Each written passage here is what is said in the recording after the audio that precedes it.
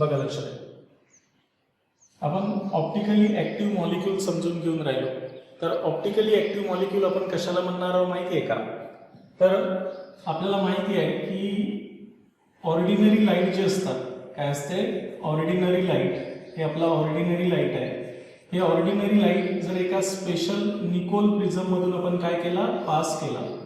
एका Nicole prism मधून जर आपण असं काय केलं, याला पास केला. हे निकोल प्रिझम असते, हे स्पेशल टाईपचं प्रिझम असते. कॅल्शियम कार्बोनेट, ज्याला आपण आइसलँड स्पार किंवा कॅल्साइट म्हणतो, यांच्यामधून हे जर आपण ऑर्डिनरी लाईट पास केला तर या ऑर्डिनरी लाईटचे जे व्हायब्रेटिंग रेज आहेत हे एका सिंगल प्लेनमध्ये व्हायब्रेट होत असतात. हे एका सिंगल प्लेनमध्ये व्हायब्रेट होत असतात आणि that light is called as plane polarise light. हा लाईट खूप महत्वाचा आहे, जो सिंगल प्लेनमध्ये व्हायब्रेट होत असते आणि which is perpendicular to the direction of propagation. आता हा लाईट मी जर एका ऑर्गॅनिक कंपाऊंड्स मधून पास केला, हा जर लाईट आपण एका ऑर्गॅनिक कंपाऊंड्स मधून काय केला, पास केला, तर हा लाईट जर क्लॉकवाईज डायरेक्शननं रोटेट होत असेल, याचा जो प्लेन आहे या प्लेन पोलराइज लाईटचा, हा जर असा क्लॉकवाईज डायरेक्शननं काय झाला, रोटेट झाला, म्हणजे आपण त्याला राईट डायरेक्शन सुद्धा म्हणतो है ना. क्लॉकवाईज डायरेक्शन किंवा राईट डायरेक्शननं रोटेट झाला तर अशा कंपाऊंडला आपण कोणता कंपाऊंड म्हणतो, डेक्स्ट्रो रोटेटरी कंपाऊंड्स. डी न डिनोट करतात त्याला स्मॉल डी न किंवा प्लस साईन त्याच्या समोर लावतात. किंवा हा वाला ऑर्गॅनिक कंपाऊंड्स या प्लेन पोलराइज लाईटच्या लेफ्ट डायरेक्शननं सुद्धा रोटेट करू शकते. कोणत्या डायरेक्शननं रोटेट करू शकते, लेफ्ट डायरेक्शननं सुद्धा रोटेट करू शकते. तर लेफ्ट डायरेक्शननं रोटेट करत असेल तर त्याला आपण लिओ रोटेटरी कंपाऊंड्स म्हणतो. त्याला small L or minus साईननं denote करत असतात. तर हे जे ऑर्गॅनिक कंपाऊंड्स असतात, जे ऑर्गॅनिक कंपाऊंड या प्लेन पोलराइज लाईटला राईट किंवा लेफ्ट डायरेक्शननं रोटेट करत असतात, त्या ऑर्गॅनिक कंपाऊंडला आपण ऑप्टिकली ऍक्टिव्ह कंपाऊंड्स किंवा मॉलिक्यूल म्हणत असतो. म्हणून सांगतो आपण दी मॉलिक्यूल्स, काय म्हणणार आहोत आपण, the molecules which rotate plane polarise light, या प्लेनला रोटेट करत असतात. Plane polarise light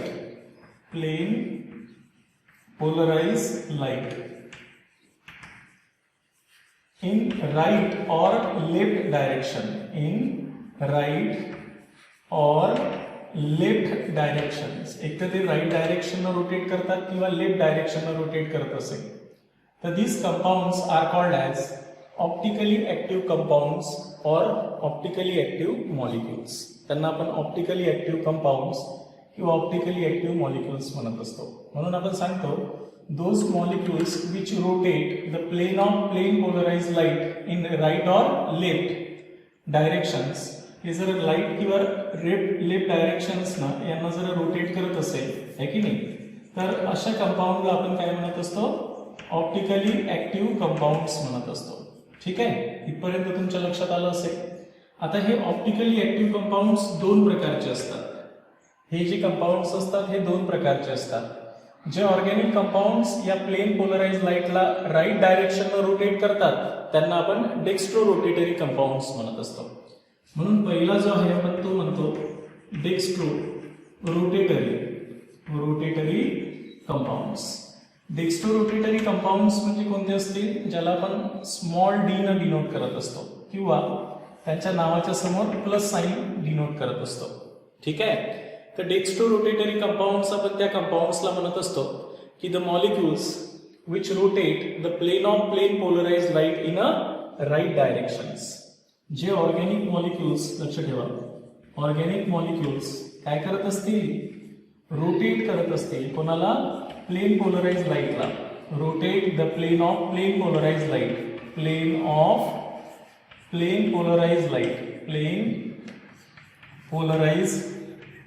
light in a right direction,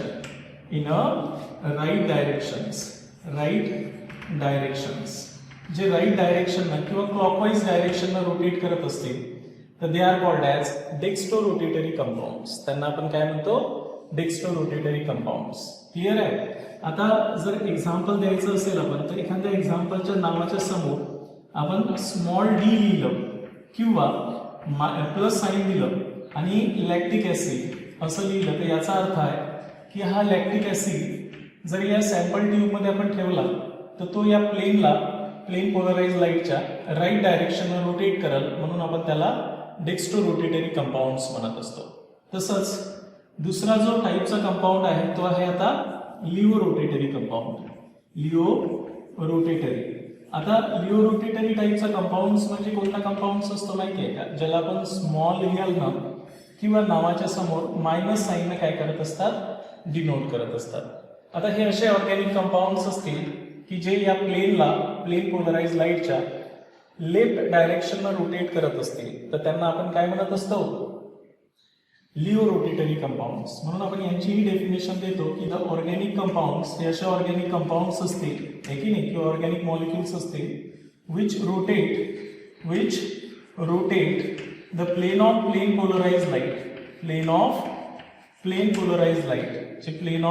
polarise लाईटला कशा डायरेक्शनला रोटेट करत असतील, plane polarise light in left directions और anti clockwise direction. In left directions ते लेफ्ट डायरेक्शनला जर रोटेट करत असतील है ना, लेफ्ट डायरेक्शनला रोटेट करत असतील तर they are called as laevo rotatory compounds. त्यांना आपण काय म्हणत असतो, laevo rotatory compounds. For example आपण जर एक एक्झाम्पल घेतलं असंच आहे की नाही लिओ रोटेटरीमध्ये, तर ज्यांच्या नावाच्या समोर स्मॉल एल किंवा मायनस साईन आपण इंडिकेट करतो त्याला आपण काय म्हणत असतो, लिओ रोटेटरी आहे की नाही. लॅक्टिक ऍसिड, तर हे एक एक्झाम्पल घेतलं आपण लॅक्टिक ऍसिडचं. जसं मी तर फॉर्म्युला काढून दाखवतो. लॅक्टिक ऍसिड म्हणजे हा फॉर्म्युला असा असतो की ज्यामध्ये एक असिमेट्रिकल कार्बन ॲटम असतो ज्याच्या 4 व्हॅलन्सी अलग अलग ॲटमनं किंवा ग्रुपनं अटॅच असतात. एक OH असेल त्यांच्यामध्ये, एक H, एक COOH आणि एक CH3. असा हा लॅक्टिक ऍसिड आहे की नाही. हा असिमेट्रिकल कार्बन ॲटम आहे ज्याला 4 वेगवेगळे ॲटम ग्रुप अटॅच आहे. तर याला जर आपण आरशासमोर ठेवलं म्हणजे यांची मिरर इमेज जर काढली आपण, या लॅक्टिक ऍसिडची जर मिरर इमेज ड्रॉ केली तर एक्झॅक्टली ती मिरर इमेज आपल्याला या प्रकारे दिसेल. बघा लक्षात ठेवायचं आहे, हा जो OH आहे तो या साईडनं दिसेल, H या साईडनं, COOH ॲज इट इज आणि CH3 ॲज इट इज. तर हा वाला जो लॅक्टिक ऍसिड आहे याला जर आपण D नाव दिलं किंवा यांच्या समोर प्लस साईन दिलं लॅक्टिक ऍसिड, तर याचा अर्थ काय की हा जर लॅक्टिक ऍसिड या सॅम्पल ट्यूबमध्ये आपण टाकला तर तो राईट डायरेक्शननं या प्लेन पोलराइज लाईटला काय करत असेल, रोटेट करत असेल, म्हणून तो डेक्स्ट्रो रोटेटरी झाला. आणि जो इथे आता मी यल लिहिल त्याचा जो मिरर इमेज असते एक्झॅक्ट, हा हात जसा आहे बरोबर आहे, तर हे आरच्या समोर ठेवल्यानंतर एक्झॅक्टली असा दिसतो. तर हे दोघंही एकमेकांचे मिरर इमेज आहे. पण हे दोन्ही हात सारखे नाही, कारण यांचे जे बोट आहेत स्पेसमध्ये त्यांची अरेंजमेंट डिफरंट आहे. हे या डायरेक्शन नाही तर हे या डायरेक्शन नाही. त्याच्यामुळे हे दोन्ही हात एकमेकांवर सुपर इम्पोज होणार नाही, म्हणजे परफेक्टली एकमेकांवर सुपर इम्पोज होणार नाही. आणि म्हणून असंच हे कंपाऊंडही असते. हा कंपाऊंड जर मी याच्यावर ठेवला तर हा OH ग्रुप या H वर बसल आणि हा OH ग्रुप या H वर बसल, आपण जर एकमेकांवर ठेवले तर. त्याच्यामुळे हे सुपर इम्पोज होत नाही. त्याच्यामुळे हे वेगवेगळे आहे. आणि हे वेगळे आहे कशावरून सांगतो आपण, लाईटच्या ऍक्टिव्हिटीवर. तर हा वाला जो मिरर इमेज असेल डी लॅक्टिक ऍसिड म्हणजे डेक्स्ट्रो रोटेटरी वाल्याचा जो मिरर इमेज असतो तो कोणता असतो, L किंवा मायनस लॅक्टिक ऍसिड म्हणजे लिओ रोटेटरी असतो. तो काय असतो, लिओ रोटेटरी. तर अशा प्रकारे हे आपण डेक्स्ट्रो रोटेटरी आणि लिओ रोटेटरी असे 2 कंपाऊंड समजून घेतले. म्हणून आपण ऑप्टिकल ऍक्टिव्ह मॉलिक्यूल म्हणजे कोणते मॉलिक्यूल म्हणत असतो, the organic compounds which rotate the plane of plane polarized light in a right or left directions are called as optically active organic compounds. हे 2 प्रकारचे असतात, एक डेक्स्ट्रो रोटेटरी असते आणि दुसरा लिओ रोटेटरी असते. डेक्स्ट्रो रोटेटरी कंपाऊंड्स म्हणजे कोणता असतो, the compounds which rotate the plane of plane polarized light in a right directions. It is called as dextrorotatory compound. It is denoted by small d or plus sign before their name. त्यांच्या नावाच्या समोर D किंवा plus sign असेल तर समजून घ्यायचं की तो ऑप्टिकली ऍक्टिव्ह डेक्स्ट्रोरोटेटरी कंपाऊंड्स आहे. त्यानंतर लिओ रोटेटरी कंपाऊंड्स कशाला म्हणू आपण, त्याचाच जो मिरर इमेज असेल एक्झॅक्टली, आहे की नाही, जसं राईट हँड लेफ्ट हँड एकमेकांचे मिरर इमेजेस आहेत, पण ते दोन्ही सारखे नाही. तसं हा कंपाऊंड आणि हा कंपाऊंड सेम नाही आहे. हा जर डेक्स्टो रोटेटरी असेल म्हणजे तो प्लेन पोलराइज लाईटला राईट डायरेक्शननं रोटेट करत असेल, तर हा वाला कंपाऊंड त्याला लेफ्ट डायरेक्शननं रोटेट करेल. क्लिअर झालं मी काय सांगितलं आहे ते. त्याच्यामुळं laevo rotatory compounds means the compounds which rotate in the plane of plane polarise light in a left or anti clockwise डायरेक्शननं रोटेट करत असेल तर they are called as laevo rotatory compounds. For example L or minus lactic acid. इथपर्यंत तुमच्या लक्षात आलं असेल. आता आपण रेसिमिक मिक्सचर, आता मी जर या दोघांचं सारखं अमाऊंट घेतलं, डेक्स्टो रोटेटरी आणि लिओ रोटेटरी कंपाऊंडचं जर सेम अमाऊंट घेतलं तर त्या मिक्सचरला आपण रेसिमिक मिक्सचर म्हणणार आहोत. काय म्हणणार आहोत? Racemic mixture. त्याच्यामुळे तिसरी टर्म समजून घेऊ. एक आपण डेक्स्टो रोटेटरी समजून घेतला, बरोबर आहे, आणि एक लिओ रोटेटरी समजून घेतला. आता आपण नेक्स्ट टर्म समजून घेऊ की रेसिमिक मिक्सचर कशाला म्हणत असतो. बघा, लक्षात ठेवायचं आहे. तर रेसिमिक मिक्सचर म्हणजे त्याच्या नावातच आहे. म्हणजे तिसरी महत्वाची टर्म ऑप्टिकल ऍक्टिव्हिटीमध्ये आपल्याला ही आहे, ते आहे आता रेसिमिक मिक्सचर. बघा, लक्षात ठेवायचं आहे. तर नेक्स्ट थर्ड टर्म आपण स्टडी करू आहे ती आहे रेसिमिक मिक्सचर. आता रेसिमिक मिक्सचर, तर रेसिमिक मिक्सचर आपण प्लस मायनस साईनने डिनोट करणार आहोत. मिक्सचर म्हटलं की दोन याचं कॉम्बिनेशन असेल, डेक्स्ट्रो रोटेटरी कंपाऊंड्स आणि लिओ रोटेटरी कंपाऊंड्स. डीएल ने डिनोट करत असतात आणि यालाच आपण असंही डिनोट करू शकतो नावाच्या समोर, प्लस मायनस साईन नावाच्या समोर जर असेल तर ते असते रेसिमिक मिक्सचर. तर हे रेसिमिक मिक्सचर असते काय, तर तुम्ही जे डेक्स्टो रोटेटरी घेतला आणि लिओ रोटेटरी कंपाऊंड घेतला, जर हे इक्विमोलर मिक्सचर घेतलं याचं, बघा लक्षात ठेवायचं आहे. हे रेसिमिक मिक्सचर काय असते? इक्विमोलर मिक्सचर असते. Equimolar mixture of dextro rotatory compounds. एक जो आपला डेक्स्ट्रो रोटेटरी असतो, डेक्स्ट्रो, आणि दुसरा लिओ रोटेटरी. या दोघांचं काय असते? हे इक्विमोलर मिक्सचर असते. काय असते? Equimolar mixture. म्हणजे सेम कॉन्सन्ट्रेशन असते, सेम अमाऊंट असते, आहे की नाही. आणि हे ऑप्टिकली कसं भेटणार आहे आपल्याला? इनएक्टिव्ह भेटत असते. दिस मिक्सचर इज ऑप्टिकली, बघा लक्षात ठेवायचं आहे, हे कसं राहणार आहे? ऑप्टिकली इनएक्टिव्ह राहणार आहे. आता हे ऑप्टिकली इनएक्टिव्ह काय राहणार आहे? Due to the external compensation. काय म्हटलं मी? Due to external compensation. आता काय आहे हे कंपन्सेशन? External compensation. आता एक्सटर्नल कंपन्सेशन म्हणजे काय? जसं मी तुम्हाला सांगितलंय की एक लॅक्टिक ऍसिड तुम्ही घेतला आहे, हा आहे की नाही, हा OH आहे, H आहे, COOH आणि CH3. हा सपोज तुमचा डेक्स्टो रोटेटरी आहे आणि तेवढ्याच अमाऊंटमध्ये आपण एक लिओ रोटेटरी म्हणजे त्याचा एक्झॅक्ट मिरर इमेज जो असतो, तर हा OH या साईडनं दिसेल मिरर इमेजमध्ये. बघायची जर आपण मिरर इमेज काढली, मिरर इमेज जर काढली आपण, तर ती एक्झॅक्टली आपल्याला अशी दिसेल. हा OH या साईडनं दिसेल, H या साईडनं दिसेल, COOH ज्या साईडनं आहे त्या साईडनं. तर आता हा जर D प्लस लॅक्टिक ऍसिड असेल तर हा L मायनस लॅक्टिक ऍसिड राहणार आहे, L or minus lactic acid. तर या दोघांचं जर इक्विमोलर मिक्सचर घेतला आपण, तर हा काय करेल? याला राईट डायरेक्शननं जेवढ्या अँगलनं रोटेट करेल तेवढंच हा तेवढ्याच डायरेक्शननं लेफ्ट डायरेक्शननं रोटेट करेल प्लेन पोलराइज लाईटला. त्याच्यामुळे रिझल्टंट रोटेशन दोघांचंही काय होणार आहे? कॅन्सल होणार आहे. आणि हे दोन्हीही जे इक्विमोलर मिक्सचर घेतले आपण, डेक्स्ट्रो आणि लिओ फॉर्म, हे आपल्याला काय भेटल? ऑप्टिकली इनएक्टिव्ह भेटल. Because they cancel their rotations. हे एकमेकांचं जे एक्सटर्नल रोटेशन आहे, कारण हे तेवढेच मॉलिक्यूल आहे जे राईट अँगलनं राईट डायरेक्शननं त्याला रोटेट करून राहिले आणि तेवढेच मॉलिक्यूल त्याला त्याच प्लेन पोलराइज लाईटला लेफ्ट डायरेक्शननं रोटेट करून राहिले. त्याच्यामुळे ते रिझल्टंट रोटेशन दोघांचं काय होईल? कॅन्सल होईल. आणि हे जे इक्विमोलर मिक्सचर आहे कशाचं? डेक्स्ट्रो आणि लिओ फॉर्मचं, ज्याला आपण रेसिमिक मिक्सचर म्हणत असतो किंवा रेसिमेट म्हणत असतो, ते ऑप्टिकली इनएक्टिव्ह भेटल. आणि या फिनॉमिनाला आपण due to the external compensation, म्हणजे हे जे राईट डायरेक्शननं रोटेट करून राहिला आणि हे तेवढाच लेफ्ट डायरेक्शननं रोटेट करून राहिला आणि हे दोघंही आपले एकमेकांचे एक्सटर्नल रोटेशन कॅन्सल करल, that is nothing but called as due to the external compensation. त्यालाच आपण एक्सटर्नल कंपन्सेशन असं वर्डिंग वापरत असतो. इथपर्यंत क्लिअर झालं सर्वांना? मी काय सांगितलंय, रेसिमिक मिक्सचर क्लिअर झालं सर्वांना? ओके, क्लिअर आहे. Asymmetrical carbon atom. Asymmetrical carbon atoms ही महत्वाची टर्म आहे. ज्या असिमेट्रिकल कार्बन ॲटम ज्यांच्यामध्ये असेल किंवा कायरल कार्बन ॲटम ज्यांच्यामध्ये असेल ते ऑप्टिकली ऍक्टिव्ह मॉलिक्यूल असतात. कोणतेही मॉलिक्यूल ऑप्टिकली ऍक्टिव्ह नसतात. आपल्याला समजून घ्यायचं आहे की ऑप्टिकली ऍक्टिव्ह कोणते मॉलिक्यूल ऑप्टिकली ऍक्टिव्ह आहेत आणि कोणते कंपाऊंड्स ऑप्टिकली इनऍक्टिव्ह आहेत हे पहिले समजून घ्यायचं आहे. तर त्याआधी आपण हे समजून घेणार आहोत की ऑप्टिकली एखादा ऑर्गॅनिक मॉलिक्यूल ऍक्टिव्ह असण्यासाठी त्यामध्ये कोणकोणत्या कंडिशन असल्या पाहिजे.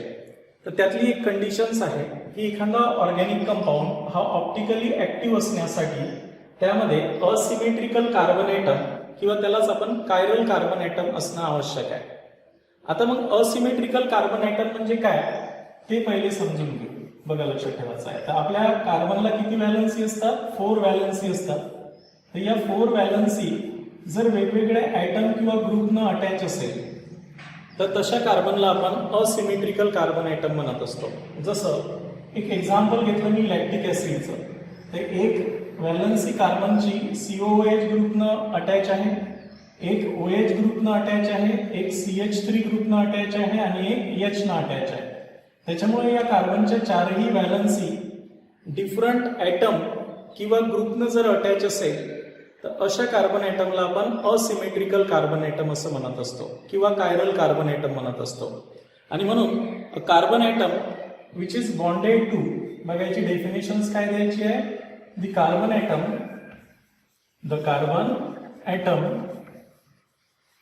which is bonded to four different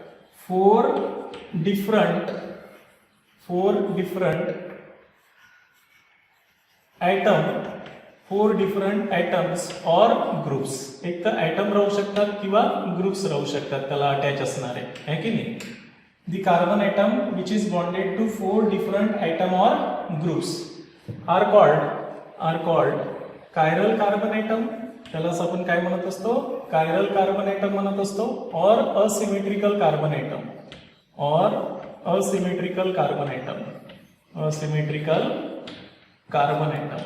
आहे की नाही? तर असिमेट्रिकल कार्बन ॲटम जर एखाद्या मॉलिक्यूल मध्ये असेल तर तो मॉलिक्यूल ऑप्टिकली ऍक्टिव्ह असतो. म्हणजे कायरल कार्बन ॲटम जर असेल तर, जसं इथे या लॅक्टिक ऍसिड मध्ये हे जे एक्झाम्पल आहे, कशाचं एक्झाम्पल आहे? Lactic acid. जे ताक किंवा दही असते आपल्या घरी त्यामध्ये जे ऍसिड असते ज्याच्यामुळे आपल्याला शेवट टेस्ट असते, त्याची आंबट चव असते, तर हे कशामुळे असते? लॅक्टिक ऍसिडमुळे असते. तर या लॅक्टिक ऍसिडमध्ये जो असिमेट्रिकल कार्बन ॲटम आहे जो आपण का स्टारनुसार दर्शवून राहिलो, तर तो असिमेट्रिकल कार्बन ॲटम जो आपण याच्यात घेतलेला आहे लॅक्टिक ऍसिडमध्ये, तर त्याच्यामध्ये एक H आहे, एक OH ग्रुप आहे, एक COOH ग्रुप आहे आणि एक CH3 ग्रुप आहे. असे 4 डिफरंट ग्रुप या कार्बनला अटॅच आहे. म्हणून हा कायरल कार्बन म्हणतो आपण. याला आपण काय म्हणतो? कायरल कार्बन किंवा असिमेट्रिकल कार्बन ॲटम म्हणत असतो. तर फॉर एक्झाम्पल असे मी बरेचसे एक्झाम्पल तुम्हाला दाखवतो ज्यांच्यामध्ये आपल्याला कायरल कार्बन ओळखता आले पाहिजे. बघा, लक्षात ठेवायचं आहे. सेकंड एक्झाम्पल मध्ये मी 2-chloroब्युटेन घेतो. कोणता घेतो? 2-chloroब्युटेन. आणि यांच्यामध्ये असिमेट्रिकल कार्बन ॲटम काढू आपण. 2-chloroब्युटेन म्हटलं की 1, 2, 3, 4 कार्बन घेसाल. ब्युटेन म्हटलं की 2 पोझिशन्सला क्लोरीन लावा, है की नाही? आता प्रत्येक कार्बनची व्हॅलन्सी 4 करा. तर यामध्ये number of asymmetrical carbon atom किती आहे? एक असिमेट्रिकल कार्बन ॲटम आहे. हा वाला जो कार्बन ॲटम आहे हा असिमेट्रिकल कार्बन ॲटम आहे. कारण यामध्ये एक हायड्रोजन ॲटम, एक Cl ॲटम, एक CH3 ग्रुप आणि एक CH2CH3 ग्रुप असे 4 डिफरंट या कार्बनला अटॅच आहे ॲटम किंवा ग्रुप. आणि म्हणून हा असिमेट्रिकल कार्बन ॲटम आहे. म्हणून 2-chloroब्युटेन मध्ये एक असिमेट्रिकल कार्बन ॲटम आहे. त्यानंतर मी जर एक तिसरं उदाहरण घेतलं आहे 2-ब्युटेनॉल. 2-ब्युटेनॉल म्हणजे अल्कोहोल आहे. आहे की नाही. ब्युटेन टू ऑल म्हणू शकता तुम्ही याला, ब्युटेन टू ऑल सुद्धा म्हणू शकता. ब्युटेन टू ऑल मध्ये असिमेट्रिकल कार्बन ॲटम आहे का पाहू आपण. 1 2 3 4 आहे की नाही. 2 नंबरले काय लावसाल OH अल्कोहोल. त्यानंतर प्रत्येक कार्बनची व्हॅलन्सी 4 करा. हा सुद्धा कंपाऊंड मध्ये number of asymmetrical carbon atom किती आहे 1, ज्यामध्ये या कार्बनला एक हायड्रोजनला अटॅच आहे, एक OH ग्रुप अटॅच आहे, एक CH3 ग्रुप अटॅच आहे आणि एक CH2 CH3 ग्रुप अटॅच आहे. त्याच्यामुळे ब्युटेन टू ऑल मध्ये सुद्धा एक असिमेट्रिकल कार्बन ॲटम आहे की नाही. आणि म्हणून हा सुद्धा ऑप्टिकली ऍक्टिव्ह असणार आहे. मग तो डेक्स्ट्रो रोटेटरी राहील का लिओ रोटेटरी राहील ते एक्सपेरिमेंटली कॅल्क्युलेट केल्या जात असते, बरोबर आहे. ते असं पाहून नाही सांगतायत की तो डेक्स्ट्रो रोटेटरी आहे का लिओ रोटेटरी आहे. इथपर्यंत क्लिअर झालं. त्याच्यानंतर मी एक 4th एक्झाम्पल काढतो, बघा लक्षात ठेवायचं आहे.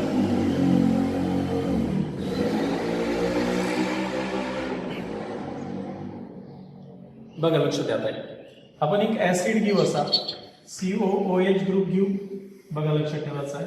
इथे एक OH, इथे एक OH, इथे एक OH, इथे एक OH आणि इथे COOH. आता बघा या कंपाऊंड मध्ये number of asymmetrical carbon atom तुम्हाला ओळखायचे आहे. तर याच्यामध्ये हा वाला कार्बन ॲटम एक असिमेट्रिकल कार्बन ॲटम आहे आणि हा सुद्धा असिमेट्रिकल कार्बन ॲटम आहे.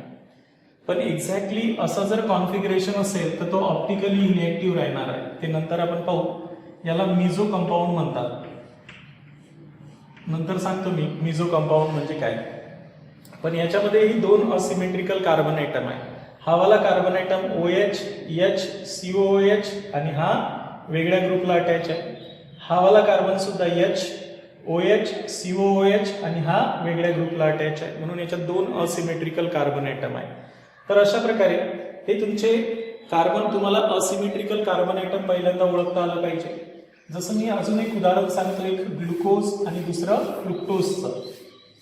बघा लक्षात ठेवायचं आहे. ग्लुकोज किंवा फ्रुक्टोज मध्ये किती असिमेट्रिकल कार्बन ॲटम असेल ते कॅल्क्युलेट करू आपण. महत्वाचे आहे. पहिले आपल्याला जर एखादा कंपाऊंड ऑप्टिकली ऍक्टिव्ह असण्यासाठी त्याच्यामध्ये काय असते असिमेट्रिकल कार्बन ॲटम किंवा कायरल कार्बन ॲटम असते. तर मग पहिल्यांदा कायरल कार्बन समजले पाहिजे आपल्याला की कोणकोणत्या कंपाऊंड्स मध्ये किती असिमेट्रिकल कार्बन ॲटम किंवा कायरल कार्बन ॲटम आहे. जसं एक उदाहरण मी 4th घेतलं होतं आता, तर एक 5th एक्झाम्पल घेऊ आपण ग्लुकोजचं. तर number of asymmetrical carbon atom in glucose. ग्लुकोजचा फॉर्म्युला आहे C6H12O6 असा मॉलिक्युलर फॉर्म्युला आहे. पण मॉलिक्युलर फॉर्म्युलावरून आपल्याला डायरेक्ट सांगता येणार नाही की किती असिमेट्रिकल कार्बन ॲटम आहे म्हणून. तर आता याच्यामध्ये 6 कार्बन ॲटम आहे ग्लुकोजमध्ये. 1 2 3 4 5 आणि 6 असे 6 कार्बन ॲटम काढतो मी. वरचावाला अल्डिहाइड असेल, नेक्स्ट OH, थर्ड कार्बनलाही एक OH असेल लेफ्ट साईडनं, बाकी राईट साईडनं सर्व OH लिहून टाकायचे आहे आणि प्रत्येक कार्बनची व्हॅलन्सी 4 करायची आहे.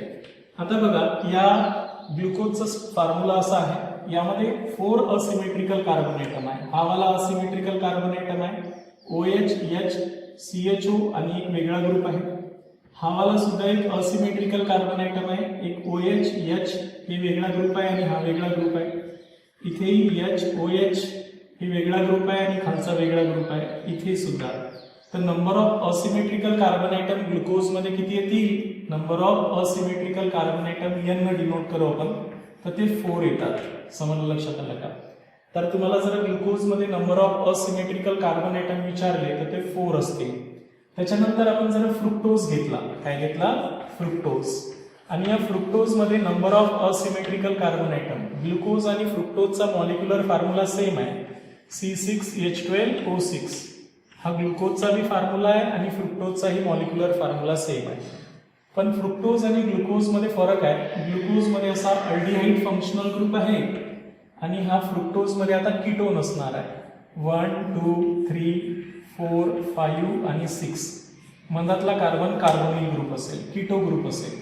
म्हणजे ग्लुकोज मध्ये अल्डिहाइड फंक्शनल ग्रुप असतो आणि फ्रुक्टोज मध्ये कीटोन फंक्शनल ग्रुप असतो. बाकी तुम्ही फॉर्म्युला असाच काढणारा, 3rd नंबरचा OH राईट साईडनं, 4th नंबरचा OH लेफ्ट साईडनं, 5th नंबरचा OH राईट साईडनं, CH2OH. हा फ्रुक्टोजचा फॉर्म्युला आहे. आता बघा फ्रुक्टोज मध्ये number of asymmetrical carbon atom किती आहे? हा वाला असिमेट्रिकल आहे का? नाही. याला 2 हायड्रोजन सेम आहे, चारही व्हॅलन्सी वेगळी पाहिजे तरच तो असिमेट्रिकल राहते. हा वाला आहे का? हो. याला एक OH आहे, एक H आहे, हे वरचा ग्रुप वेगळा आहे आणि खालचा ग्रुप वेगळा आहे, म्हणून हा असिमेट्रिकल आहे. हा असिमेट्रिकल आहे का? हो. हा H, हा OH, हा वेगळा ग्रुप आहे आणि हा खालचा वेगळा आहे. हा सुद्धा असिमेट्रिकल आहे कारण यालाही 4 ग्रुप ॲटम वेगळे आहेत. H, OH हा वेगळा आहे आणि वरचा वेगळा आहे. त्याच्यामुळे number of asymmetrical carbon atom फ्रुक्टोजमध्ये किती आहे? 3 आहे. बघा लक्षात ठेवायचं आहे. आता तुम्हाला पहिल्यांदा तर समजलं पाहिजे की कायरल कार्बन किंवा असिमेट्रिकल कार्बन ॲटम एखाद्या फॉर्म्युल्यामध्ये किती आहे हे ओळखता आले पाहिजे, आहे की नाही? त्याच्यानुसार ज्यांच्यामध्ये हे असिमेट्रिकल कार्बन असतील किंवा कायरल कार्बन ॲटम असतील तर तेच ऑर्गॅनिक कंपाऊंड ऑप्टिकली ऍक्टिव्ह असतात, म्हणजे ते राईट डायरेक्शननं किंवा लेफ्ट डायरेक्शननं रोटेट करत असतात. तर आता इथपर्यंत तुमच्या लक्षात आलं असेल असिमेट्रिकल कार्बन ॲटम. आता बघा, तर काही असे मॉलिक्युल्स असतील की नंबर ऑफ ऑप्टिकल आयसोमर्स कसं कॅल्क्युलेट करत असतो आपण. आता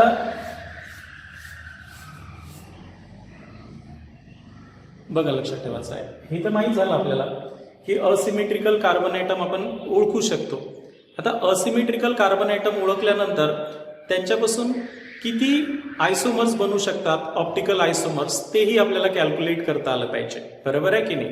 मग आता ऑप्टिकल आयसोमर्स आपण नेक्स्ट पॉइंट पाहणार आहोत की ऑप्टिकल आयसोमर्स. बघा लक्षात ठेवायचं आहे ऑप्टिकल आयसोमर्स.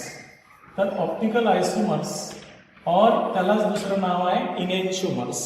काय? इनॅन्शिओमर्स. बघा लक्षात ठेवायचं आहे, हा अतिशय महत्वाचा पार्ट आहे. इनॅन्शिओमर्स, इनॅन्शिओमर्स किंवा इनॅन्शिओमॉर्फ्स म्हणतो आपण याला. तर आता ऑप्टिकल आयसोमर्स म्हटलं की तुम्हाला पहिल्यांदा लक्षात आलं पाहिजे की 2 सारखे कंपाऊंड, जसं हे 2 हात आहे, हे जसं 2 हात वेगवेगळे आहेत, आहे की नाही?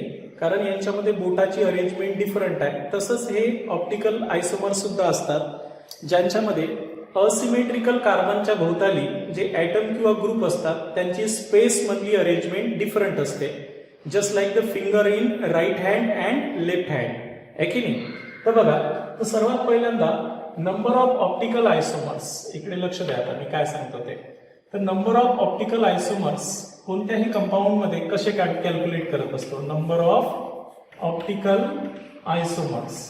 आता एखाद्या मॉलिक्युल्स मध्ये किती नंबर ऑफ ऑप्टिकल आयसोमर्स असतात त्यासाठी हा फॉर्म्युला लक्षात ठेवायचा आहे, 2⁻n, where n is asymmetrical carbon atom. काय म्हणतो आपण? Asymmetrical carbon atom. तर किती असिमेट्रिकल कार्बन ॲटम आहेत तर त्याच्यावरून आपण सांगू शकतो की नंबर ऑफ ऑप्टिकल आयसोमर्स किती राहू शकतात म्हणून. जसं मी तुम्हाला एक उदाहरण जरा समजावून सांगितलं की लॅक्टिक ऍसिड, तर लॅक्टिक ऍसिड मध्ये नंबर ऑफ ऑप्टिकल आयसोमर्स किती असतील, बरोबर आहे की नाही? तर पहिल्यांदा मला लॅक्टिक ऍसिडचा फॉर्म्युला काढावा लागेल. तुम्हाला माहिती आहे की एक H आहे, एक OH आहे, एक COOH आहे. तर number of asymmetrical carbon atom किती आहे लॅक्टिक ऍसिड मध्ये? 1. त्याच्यामुळं मी number of optical isomers calculate करतो. Number of optical isomers. Number of optical isomers कसं कॅल्क्युलेट करसाल? 2⁻n. n means number of asymmetrical carbon atom. 1 आहे म्हणजे 2⁻1 म्हणजे 2 ऑप्टिकल आयसोमर्स तयार होतील. म्हणजे एक जर तुम्ही असा ड्रॉ केला OH, H, COOH, एक CH3 आणि हा असिमेट्रिकल कार्बन ॲटम आहे, तर एक्झॅक्टली याची मिरर इमेज जर काढली आपण तर तो दुसरा असेल, आहे ना? तर हे दुसरा असा तयार होईल, COOH, इथे H आणि इथे CH3. तर हा जर डेक्स्ट्रो असेल D+ लॅक्टिक ऍसिड तर हा लिओ रोटेटरी लॅक्टिक ऍसिड असेल. तर अशा प्रकारे आता मी जर विचारलं असतं की नंबर ऑफ ऑप्टिकल आयसोमर्स, बघा लक्षात ठेवायचं आहे, number of optical आयसोमर्स in glucose, optical isomers. Number of optical आयसोमर्स तुम्हाला कशामध्ये काढायचे आहे सांगितले असते? ग्लुकोज मध्ये किती आहे हे विचारलं असतं. फ्रुक्टोज मध्ये किती आहे काय विचारलं असतं? फ्रुक्टोज मध्ये किती आहे हे जर विचारलं असतं तर तुम्ही सांगू शकले असते. तर ग्लुकोजचा फॉर्म्युला सर्वांना माहिती आहे की एक अल्डिहाइड असते, दुसरा वाला OH, तिसरा वाला OH. असे असिमेट्रिकल कार्बन ॲटम काढतो मी आता, बघा 6 आहे ना. तर अशा प्रकारे हे फॉर्म्युला आहे तुमचा कशाचा? ग्लुकोजचा. तर आपण आताच ड्रॉ केला होता. याच्यामध्ये 4 असिमेट्रिकल कार्बन ॲटम आहे. हे वाले असिमेट्रिकल कार्बन ॲटम आहे. त्याच्यामुळे नंबर ऑफ ऑप्टिकल आयसोमर्स कसं काढत असतो 2n. त्याच्यामुळे ग्लुकोजमध्ये 4 असिमेट्रिकल कार्बन ॲटम असल्यामुळे 2^4 means 16 possible isomers are possible. असे 16 आयसोमर्स आपल्याला पॉसिबल झाले असते. म्हणजे 16 असे डिफरंट अरेंजमेंट असलेले स्ट्रक्चर भेटले असते आपल्याला ऑप्टिकली, आहे की नाही, वेगवेगळी अरेंजमेंट असलेले. तसंच फ्रुक्टोजचं विचारलं असतं तर मग फ्रुक्टोजचा फॉर्म्युला काढता आला पाहिजे सर्वात पहिल्यांदा CH2OH. नेक्स्ट आहे आपला कार्बन दुसरा जो आहे तो कीटोन असतो. थर्ड वाला OH, फोर्थ वाला OHH, फिफ्थ वाला ही OHH आणि सिक्स्थ वाला CH2OH. असं आपलं फ्रुक्टोजचं स्ट्रक्चर असते. 3 असिमेट्रिकल कार्बन ॲटम फ्रुक्टोज मध्ये असल्यामुळं नंबर ऑफ ऑप्टिकल आयसोमर्स आपले फ्रुक्टोज मध्ये किती राहतील 8. तर हे लक्षात आलं का तुमच्या? आता हे जे आयसोमर्स असतात हे आयसोमर्स कशाने डिफर असतात माहिती आहे का? तर आता हे जे कार्बन आहे असिमेट्रिकल कार्बन ॲटम किंवा कायरल कार्बन ॲटम याच्या भोवताली जे 4 डिफरंट ॲटम किंवा ग्रुप आहे यांची अरेंजमेंट अलग अलग असते. म्हणजे जसं हे हात आहे, या हातामध्ये जसं बोटाची अरेंजमेंट स्पेसमध्ये डिफरंट आहे तसं या कायरल कार्बन किंवा असिमेट्रिकल कार्बन ॲटमच्या भोवताली जे 4 डिफरंट ॲटम किंवा ग्रुप आहे त्यांची ही स्पेस मधली पोझिशन्स कशी असते डिफरंट असते. आणि म्हणून एक जण डेक्स्ट्रो रोटेटरी असेल तर त्याचाच मिरर इमेज हा लिओ रोटेटरी असते.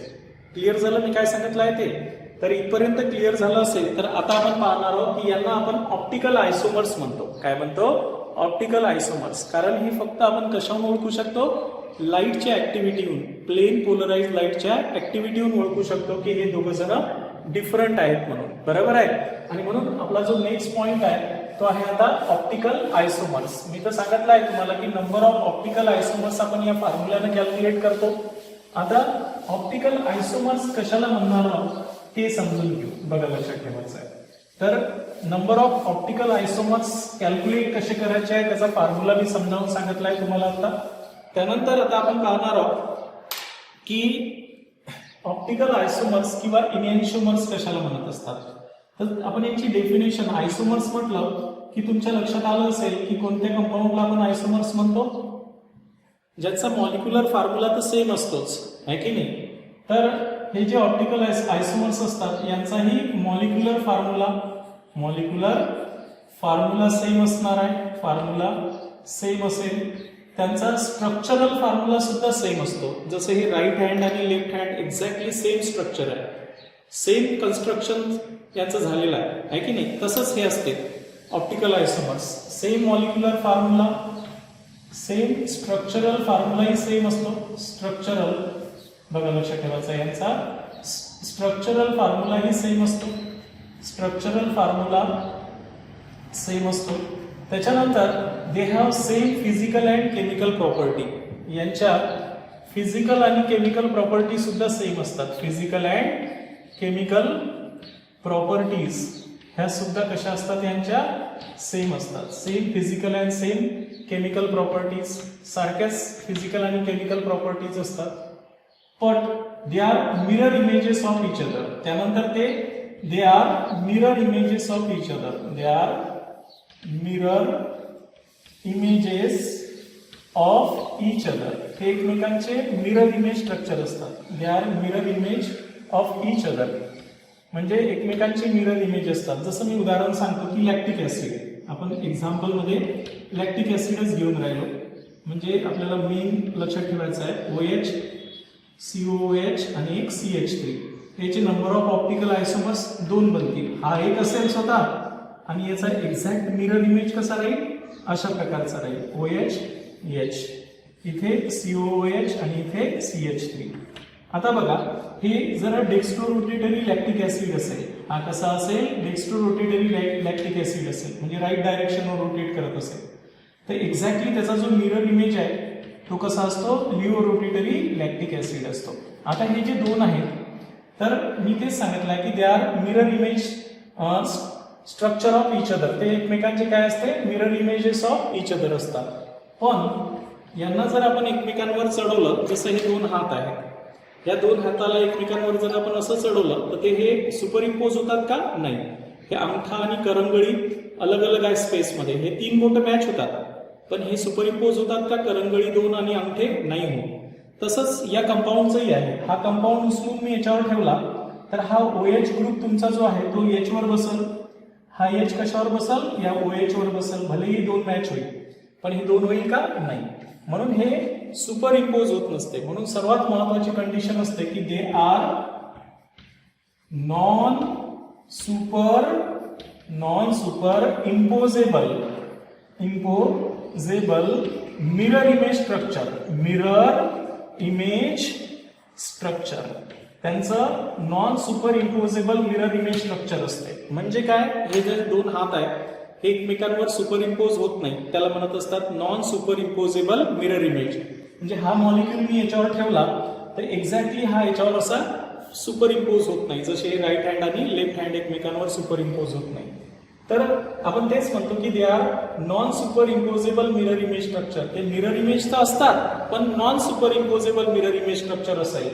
आणि they are differ by only rotation of, लक्ष ठेवायचं आहे, rotation of plane polarise light.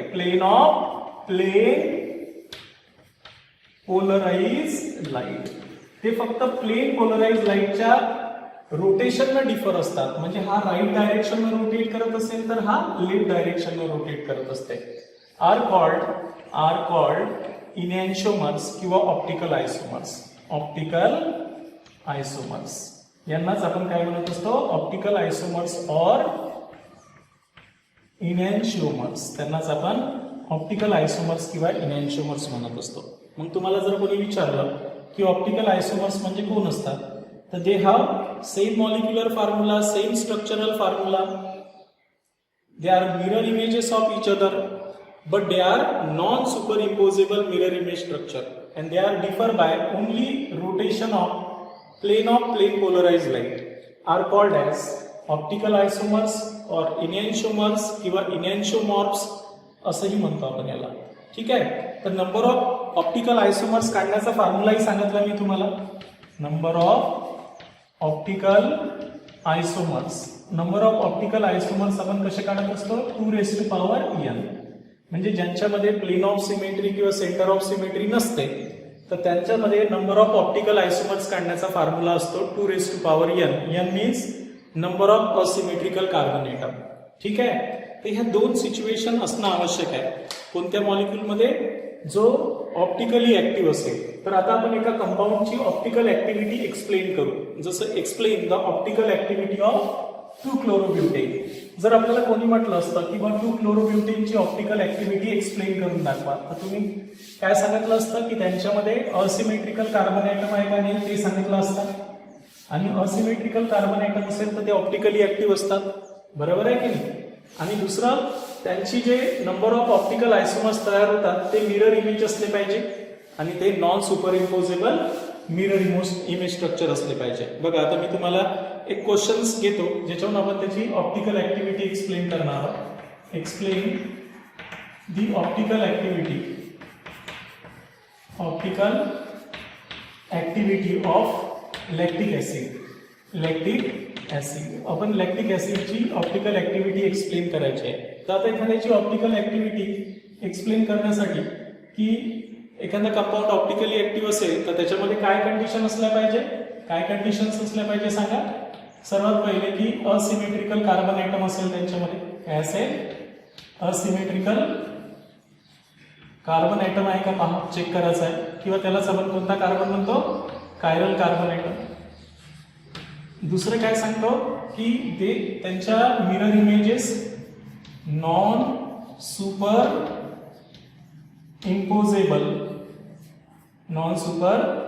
Imposable mirror image structure आहेत का पहा. मिरर इमेज स्ट्रक्चर असेल तर ते ऑप्टिकली ऍक्टिव्ह असतात. आणि थर्ड, त्यांच्यामध्ये रेसिमिक मिक्सचर तयार होते का, डी आणि एलचं जर आपण इक्वल अमाऊंट घेतलं तर रेसिमिक मिक्सचर आहे का. तर या बेसिसवर आपण त्यांची ऑप्टिकल ऍक्टिव्हिटी काय करू शकतो, चेक करू शकतो. जसं आता आपल्याला इथे लॅक्टिक ऍसिडची चेक करायची आहे. तर लॅक्टिक ऍसिडमध्ये सर्वात पहिल्यांदा मी पहिले चेक करत असताना त्याच्यामध्ये असिमेट्रिकल कार्बन ॲटम आहे का ते चेक करतो. बघा, त्यासाठी मी आता लॅक्टिक ऍसिडचा फॉर्म्युला काढतो, आहे की नाही. लॅक्टिक ऍसिडचा फॉर्म्युला असा आहे, एक COOH ग्रुप आहे, एक OH आहे, एक H आहे आणि एक CH3 आहे. त्याच्यामुळे lactic acid contain one asymmetrical carbon atom, one chiral carbon atom आहे, chiral carbon, one chiral carbon atom असल्यामुळे it is optically active. This chiral carbon atom are bonded by 4 different atom or group. This chiral carbon atoms in lactic acid, हा जो chiral carbon atom आहे lactic acid मधला, हा 4 different ॲटमनं किंवा ग्रुपनं attach आहे. That is H, OH, COOH and CH3. Hence it shows optical activity. म्हणून आपण म्हणतो की हे ऑप्टिकली ऍक्टिव्ह आहे, ऑप्टिकल ऍक्टिव्हिटी दाखवतो, लक्षात ठेवायचं आहे. त्याच्यानंतर आपण याच्यामध्ये नंबर ऑफ ऑप्टिकल आयसोमर्स काढू. नंबर ऑफ ऑप्टिकल आयसोमर्स किती भेटणार आहे? नंबर ऑफ ऑप्टिकल आयसोमर्स काय फॉर्म्युला आहे? 2⁻n. n means number of asymmetrical carbon atom आहे. एकच असिमेट्रिकल कार्बन ॲटम आहे म्हणून याचे नंबर ऑफ ऑप्टिकल आयसोमर्स किती आहे? 2 असते. आता हे number of optical आयसोमर्स non super imposable mirror image structure आहे का ते पाहू आपण. म्हणजे सेकंड काय आता? Non super imposable mirror image structure दाखवतात का ते पाहू आपण. बरोबर आहे की नाही. मग आता हे बघा, याचे 2 आयसोमर्स ड्रॉ करतो आता मी. नंबर ऑफ ऑप्टिकल आयसोमर्स 2 तयार होतात. त्याच्यामुळे मी हा वाला फॉर्म्युला आपला एक OH, H, एक COOH, एक CH3, त्याचाच मिरर इमेज मी ड्रॉ करतो. हा D असेल तर त्याचा L फॉर्म काढतो. बघा, लक्षात ठेवायचं आहे. तर त्याचाच एक्झॅक्टली मिरर इमेज असा भेटेल तुम्हाला, H, COOH, CH3. आता बघा, हे एकमेकांचे काय मिरर इमेज स्ट्रक्चर आहे, but they are non super imposable mirror image structures and hence due to this they shows optical activity. त्याच्यामुळे हे ऑप्टिकली ऍक्टिव्ह आहे की नाही. तर they are mirror image structure of each other and they are non super imposable mirror image structure. म्हणजे ही सुद्धा conditions ते फॉलो करतात, त्याच्यामुळं ते ऑप्टिकली ऍक्टिव्ह आहे. आणि फायनली आपल्याला सांगायचं आहे थर्ड पॉइंट की त्यांचं रेसिमिक मिक्सचर. काय सांगायचं आहे? Racemic mixture. तर आता रेसिमिक मिक्सचर मध्ये आपण सांगणार आहोत की पहिल्यांदा डेक्स्ट्रोवाला, डेक्स्ट्रो लॅक्टिक ऍसिड. कोणाला म्हणतात डेक्स्ट्रो लॅक्टिक ऍसिड? बघा, लक्षात ठेवायचं आहे.